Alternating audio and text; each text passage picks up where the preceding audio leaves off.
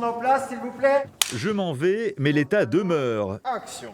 Une critique acérée du quinquennat d'Emmanuel Macron, racontée sur scène en plusieurs épisodes. C'est bouclé, bravo à tous.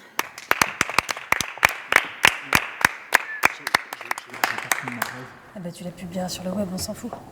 Dans celui-ci, la compagnie parisienne Royal Velours s'arrête sur l'affaire Dupont de Ligonnès et sur l'emballement médiatique lorsqu'on a cru à tort avoir retrouvé la trace de ce père de famille, auteur présumé il y a 10 ans jour pour jour du massacre de toute sa famille. C'était une bonne raison d'évoquer ce que devient la presse quotidienne régionale, des questions de suivisme, l'emballement médiatique spécialement quand Internet est derrière, quand Twitter est derrière et qu'il faut aller de plus en plus vite, sans parler des chaînes d'infos en continu.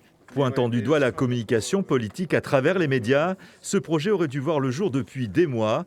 Privée de tournée pour cause d'épidémie, la troupe a choisi d'en faire un court-métrage. Ça, c'est très bien. Bravo. La plupart des personnes dans cette compagnie, quand ils sont inactifs plus d'une semaine, ne vont pas bien. J'en fais partie. Donc c'est absolument une manière de se sauver d'abord nous-mêmes. Et puis en faisant, j'espère, quelque chose de vraiment qualitatif et qui se partage. Des artistes qui se désespèrent de retrouver leur public, tout comme la scène nationale du Phénix, qui prête son décor au court-métrage soutenu par le campus Amiens-Valenciennes. On peut traverser la crise en sauvegardant la création, quoi qu'il en coûte, justement, pour permettre aux artistes de continuer à être en activité. Donc les plateaux doivent être occupés, doivent rester vivants, et c'est ça qui est le plus important.